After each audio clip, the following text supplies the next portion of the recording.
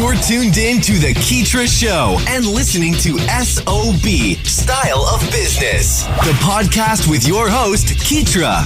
We aim to highlight the ongoing trek of entrepreneurs and business owners from around the globe, featuring stories that recount their struggles, experiences, and inevitable road to success and self-fulfillment. Welcome to SOB.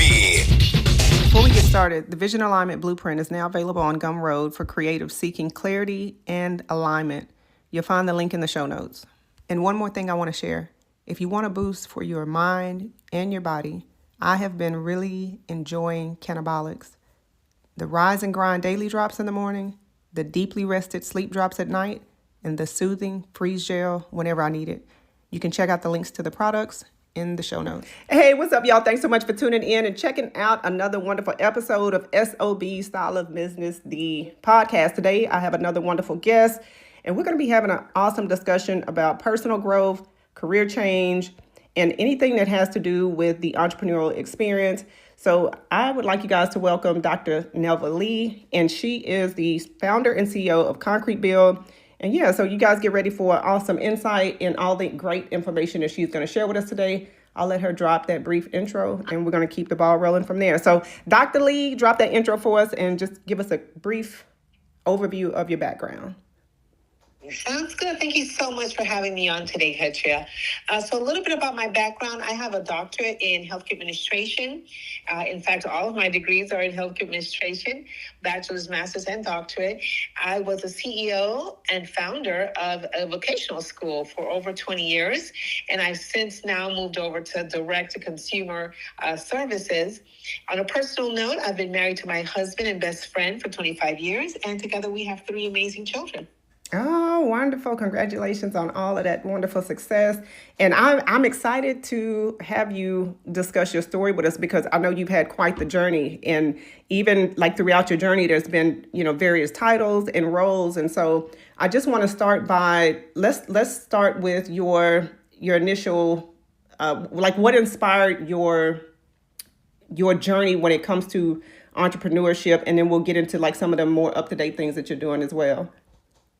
Definitely. I believe, Keitra, that I've been an entrepreneur since birth. Yeah. I'm one of those people with that entrepreneurial gene, if you will. My grandfather actually owned a bakery, and I think that was just passed down to us as far as, having your own business. I've had businesses since I was in my early 20s. But really and truly, when I came across the need for really concrete and diversified and important as far as providing a gap as far as the training program that I developed. I came across that need because I was actually a healthcare administrator in need of training programs for my medical interpreters. And so there wasn't any real solutions at the time. This was in the early 2000s. And so I just developed my own. Yeah. I had the expertise as far as developing curriculum. I had been an adjunct professor for over a decade by then. And I knew of the need and I knew of what needed to go into providing a real good solution for that problem. And so I was able to be one of the first actually to launch an online training program. And since then I had lots of copycats. Obviously, when you're doing something good, people are going to copy you. Exactly. But really and truly, it served an important need in the industry. And because of that and my expertise, I was a subject matter expert in the creation of the certification program and became the first chair of the National Board of Certification for medical interpreters. And so I'm very proud of of my contribution in advancing that industry. Yeah, and that's one of the things I love about like the entrepreneurial spirit is being able to tap into that inner creativity. Especially when it's something that you yourself were looking for the resource, and you needed that assistance for yourself. But tell us a little bit about like how your own creativity played a role in you, finally saying, this is something that I need. This is something that I would like to have access to. Like what are some of the things that helped you to kind of tap into your inner creator in order to develop those programs in order to help yourself and also to help others? Definitely. So, as I mentioned, I was the director of patient advocacy of the Grady Health System, which is a large public hospital. And so we saw a lot of different, nationalities and different spoken languages. And civil rights law from 1964 requires hospitals to provide interpreters, trained interpreters, to anyone that's a limited English proficient patient. Well, at the time, we were trying to train and qualify all of our interpreters, but we had a really difficult time finding a qualified training program to do so. So I went up to my CEO and I pitched this idea. I said, hey, why don't we develop our own? He passed on it. But because I had already been an adjunct professor for a decade by then, and I'd been trained, I was trained by DeVry actually for curriculum development. So I decided to do my own and definitely tapped into my expertise. At the time, as I mentioned, I had the expertise of developing curriculum. I had the expertise of teaching college level programs and courses. But then I also knew that there was a need. I said, if we, a large public hospital, have this need, obviously other hospitals, organizations across the nation also have this need. Yeah. And so that's really what I did. I just tapped into my expertise. And because there was a need, I wanted to fill that need. Exactly. Yeah. And now it's benefiting, more, more companies and more people, obviously, Correct. Especially with something like that. I love the name Concrete Build. It just gives a solid foundation, and I know that it's definitely serving its purpose. But what are some of the challenges? Like, I guess the question I'm asking is, how did you know that this was going to expand beyond what you initially saw for it? Okay, yeah, this is actually a business now. Now you're teaching courses. Now people are signing up for the service and they want to learn more. Like, how did you see that vision growing when you initially had that game plan in your head? So I do want to say that Concrete Build is a completely different company. So the vocational school, that was Material Technologies. And I since have not, I'm no longer doing the training program because, as I mentioned, I did that for 25 years. Yeah. It was a great contribution to the industry, but I've now moved over to just providing the services. So under Concrete Build, I have Interpret AI, that provides AI interpretation plus human interpretation. And so, but Concrete Build specifically is another one of my passions. And I always encourage people, if you are truly passionate about something and you realize that there's a gap in the industry for something that you're truly passionate about, go for it. Yeah. And so what I'm really passionate about also is the issue of homelessness for people who are fully employed. I believe that it's immoral for cities and to not have enough housing, affordable housing available. And I believe that the issue was created by, private equity companies and the like coming in and buying out apartment buildings and then jacking up the rent. And so since private companies broke it, I believe private companies can also fix it. Yes, there's a role for the public, the governments to address this issue, but I believe on a private level, we should be able, private companies can also address this issue. And that's what Concrete Build does. We basically purchase apartments, convert them to condos, and then we sell, we rent to own them. So we sell them out as rent to own, which makes it very affordable for the end user. Exactly. Yeah. And I know that is also helping the community, because you're providing affordable, housing and structure as well, because, you have to have that foundation put in place. What are some of as an entrepreneur, you see this need, that it's going to help, it's also going to raise eyebrows because not everybody wants to be someone who is giving back in the way that you are. Like, how do you overcome your challenges, or in what ways did you overcome the challenges to make sure that you were able to see your vision through? So really, truly, one of the things that you have to have is persistence. Yeah. I would say that is the number one determinant of success, is you have to be persistent. And just because you get knocked down doesn't mean that there's another door that gets open. So whenever a door closes, a window is always going to open. So you have to stay persistent. You have to have your vision for what you want to accomplish. Now, you have to be flexible as to how it gets accomplished, but the what needs to stay very focused. You have to have a very clear focus as to what you want to have accomplished. And then you just have to be persistent. You know, whenever you have a truly worthy goal, you're going to face opposition. Yeah. It comes with the territory. So just be aware of that and say, okay, I'm just going to roll with the punches and just get back up. Anytime you're knocked down, get back up. Yep. Get back up and get to it. No, I love that. And, you know, for Dr. Lee, you have, I'm sure you have overcome your own amount of challenges as well. And, you know, just kind of navigating through the different titles and the different work that you have done and, you know, taking on these different roles. Like, how have you been able to keep your mindset and your, you know, your mental clarity aligned so that you could step into these roles? Because I know more recently you're going for like the superintendent and, you know, there's different, you've been the founder, you've been the professor, you know, entrepreneur. Like, tell us a little bit about that. How's that journey been for you? So I would say I don't really look, you know, at roles in that way. I'm not really like someone that's seeking roles. Yeah. I simply try to seek, you know, try to fill a need. I believe that I'm just wired in a way that if I see a need, I'm going to not complain about it. I'm going to try to find a solution, and I'm going to try to fill that need. And so that's really what I've always tried to accomplish, and making sure that I'm prioritizing the things that are priorities to me. So my family always comes first. My relationship to God first. Yeah. My family second, and everything else has to fall under that.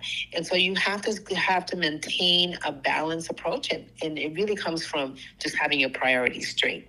But really, truly, for me, it's not about seeking roles. It's about making sure that a solution is presented. Even if someone wants to copy my solution and run for it, right. As long as we come up with a solution to a problem, that's all I'm interested in. Yeah, no, you definitely hit the nail on the head with that. I mean, just being solutions based. And I know that has really been the motivation for you, you know, just moving forward and charging ahead. What advice could you offer somebody who is in the season of maybe thinking about shifting careers, or they want to step into doing something totally different? You know, I know a lot of times we have fear that set in and we have the self-doubt. What are some of the things that you would encourage people to do who want to try something different, or they want to step into that lane of being a resource to people in need? Well, you know, self-doubt comes with it. Anyone that tells you that when they make a major change that there wasn't a period of doubt or, you know, what ifs, they're lying. Yeah, exactly. It comes with the territory. However, you have to push through that. And you have, again, it comes with your vision for what you want to see accomplished. The why has to be greater than your current situation. Now, if you have a really good job and your family is counting on you for that, it's always okay. It's okay to start on a small level, on a part-time level, you know, basis to do, you know, your entrepreneurial dream. That is perfectly fine. In fact, I highly recommend that, you know, especially if you are the main breadwinner of your family. But just be aware that doubt comes with the territory. It just does. And that's why you have to have a clear vision, but you also have to be courageous. Mm-hmm. You have to know, don't surround yourself with naysayers. That's really important, because you don't need anyone else feeding your doubt. Okay. Exactly. So don't surround yourself with naysayers. Surround yourself with people that are going to support you, and that are going to be there for you when you get knocked down.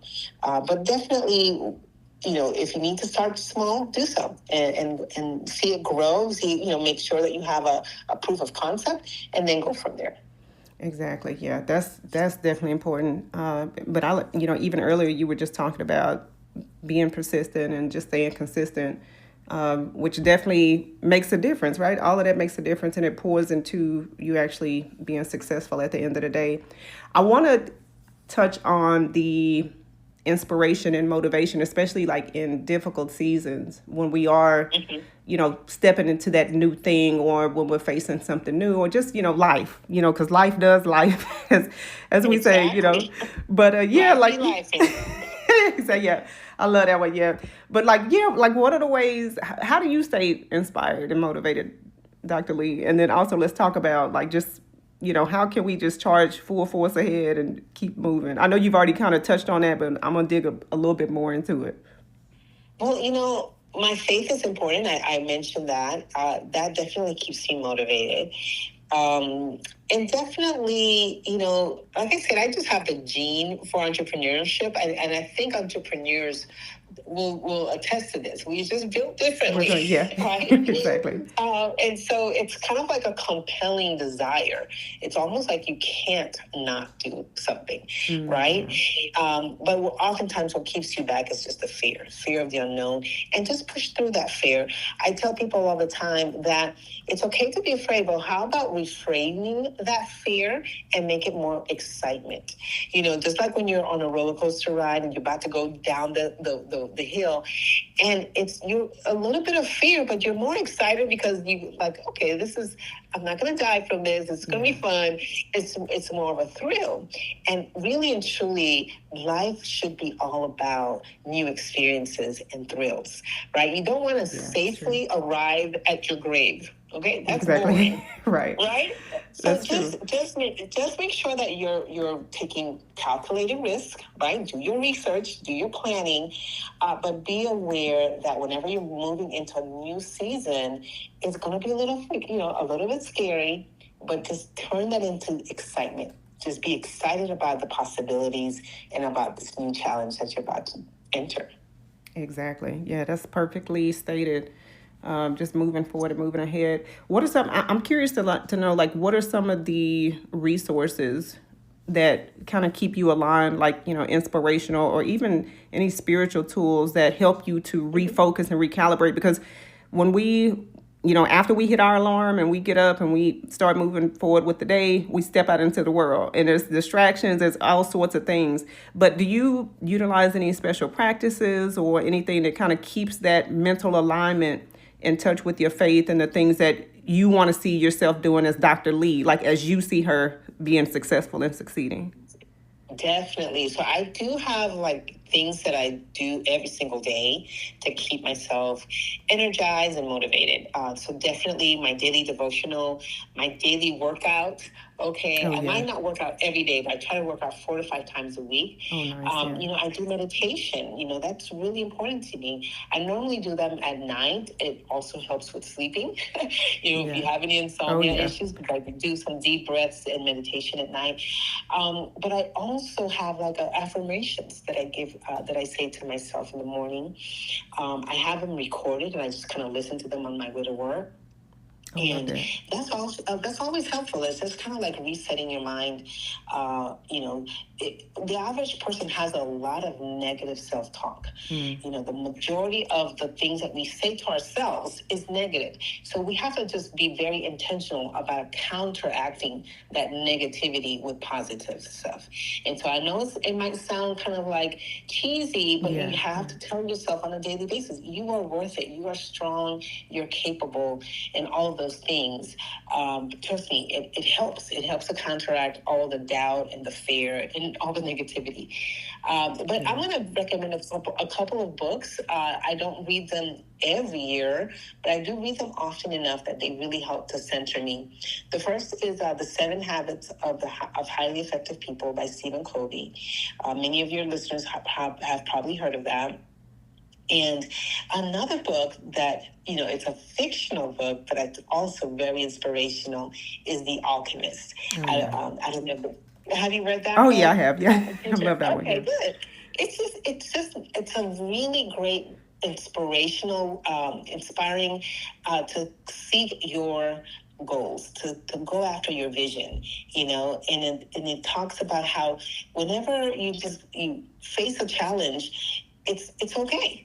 Challenges are not there to stop you. Oftentimes they're there to propel you to think about things in a different way. So again, be flexible with the how, but always keep that why and what really clear and crystal clear in your mind. Oh wow, that's awesome. Yeah. No, that is truly powerful. And I want to add to that. I had an interview last week and she was also mentioning the importance of, just highlighting that how and the why, and really it kind of ties into what you just said about serving the greater good. And one of the things she was saying was like, make it about somebody else, make it about the people that you serve. And so basically all of that ties in.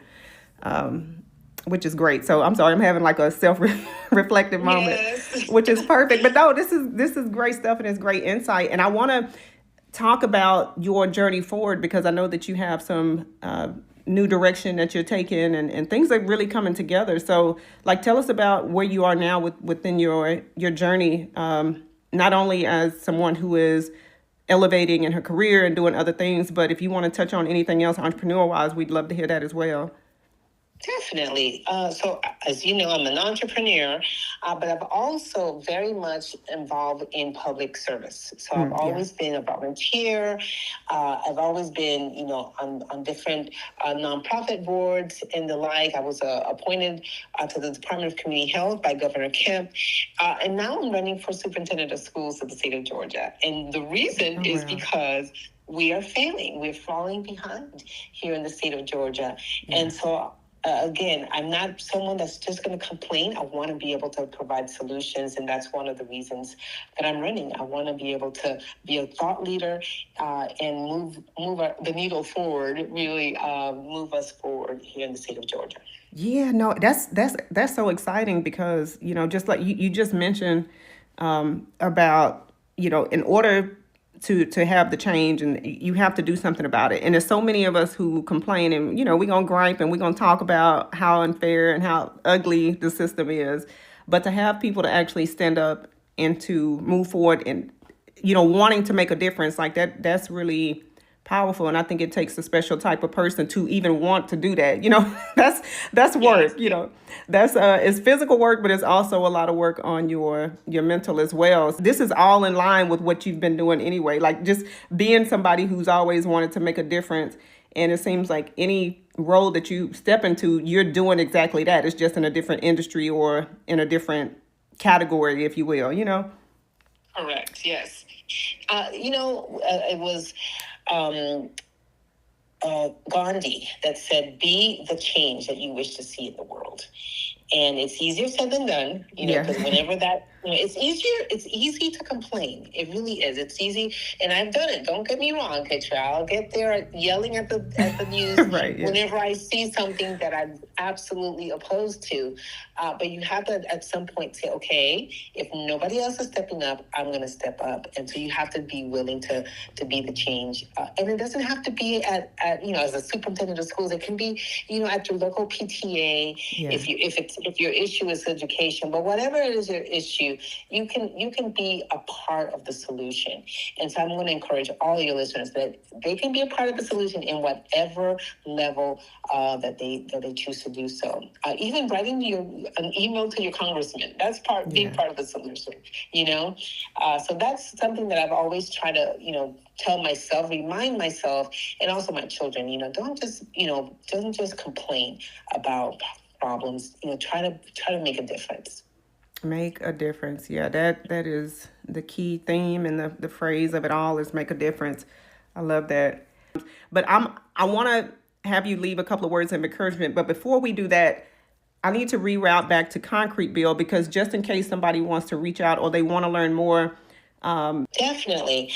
So Concrete Build is a crypto-backed, it's a real estate-backed cryptocurrency. And I know crypto, whenever people hear about crypto, they get really scared. But here's the reason why I decided to do crypto, because it's a global way of reaching people that want to take part in real estate.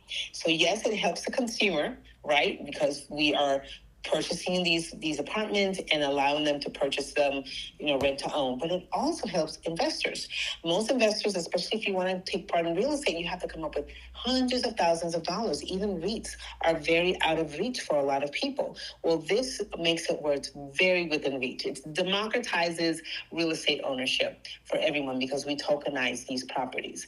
And so that's one way of being a part of real estate. And because of the fact that it's also providing affordable housing, you can feel good about it as well. Yeah. So I encourage everyone to do your research, but whenever you purchase crypto, which I really encourage everyone to at least have some crypto because of the fact that, the fiat currency is on its way out, I definitely encourage you to have crypto that is backed by a real world asset, okay, and that has utilization, which Concrete Build does. So if you want more information, you can go to concretebuild.org and look into that. And I highly encourage everyone really to be a part of some alternative investment. Wow. You know what, Dr. Lee, we might have to do a part 2 on digging deep into this because, I initially wanted to have you in just to discuss like personal growth and entrepreneurial experience and changes and things like that. But I just realized when you said currency on the way out, like a big, huge, a big, huge notification popped up in my mind. So I was like, all right, yeah, we might need to have a separate discussion to specifically talk about the importance of these changes in real estate too. Yes. Like that's going to be huge. Exactly. Yeah, there's a lot of information out there, especially with all the inflation that's going on. Yeah. And just being aware that, our biggest, the countries that own our debt, because you guys know we're trillions of dollars in debt. The countries that own our debt are not friendly to the U.S. So everyone really should not have all their money tied up into the U.S. dollar. Yes, okay. Wow. And so that's I'm going to leave it at that. We can have a part 2. Okay. Yeah, we will. For sure.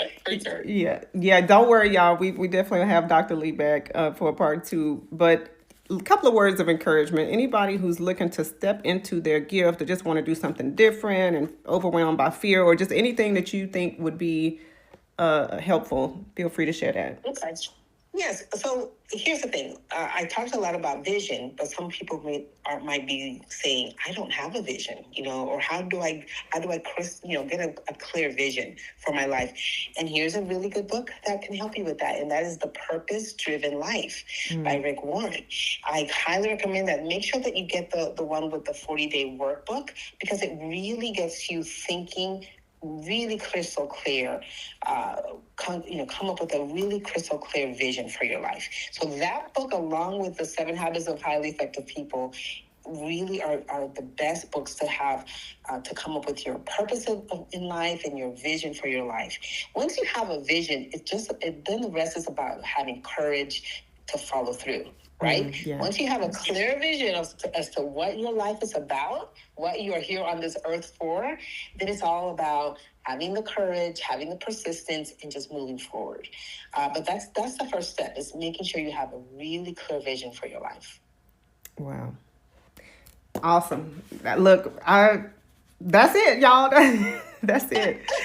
All right. And last but not least, leave social media handles if you have that. I know you've already left the website address for Concrete Build, yes. But yeah, we'll just end it there. And I think that's pretty much all we have. Yeah. So if any of your listeners want to follow me on social media, I have all of that on my website, drnelvalee.com. I have speeches, interviews, and all my social media handles, my book links. I know we didn't talk about my books, but all of that is on that website, drnelvalee.com. All right, perfect. Thanks so much, Dr. Lee, for being a guest today and sharing your story, and we definitely look forward to having you back. Wonderful. I look forward to being back. Thank you so much, Kim. Thanks for hanging out with us here on SOB. We hope this episode has been resourceful. If you'd like to check out the latest articles or follow Keetra's website updates, just log on to Keetra.com or follow her on Twitter at KEETRIA.